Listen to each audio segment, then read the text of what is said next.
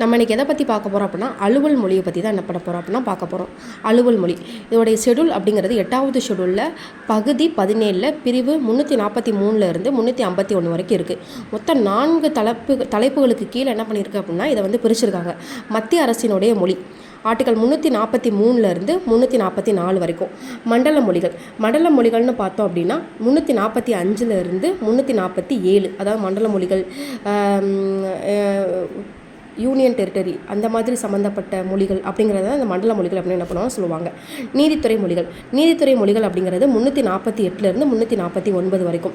சிறப்பு கட்டளைங்கிற போது 350 இருந்து 351 வரைக்கும்.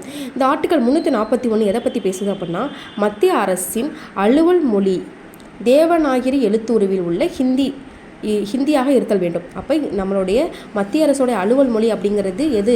இந்தி மொழி தான். அது எந்த எழுத்து வடிவத்தில் இருக்குது, எழுத்துருவில் இருக்குது அப்படின்னா தேவநாகிரி எழுத்தில் இருக்குது. இதை சொல்லக்கூடிய ஆர்டிகல் 343. ஸோ இது ஒரு இம்பார்ட்டண்டான ஆர்டிகல், இதை நோட் பண்ணி வச்சுக்கோங்க. ஸோ மேலும் சில தகவல்களை தெரிஞ்சுக்கிறதுக்கு சப்ஸ்கிரைப் பண்ணி வச்சுக்கோங்க.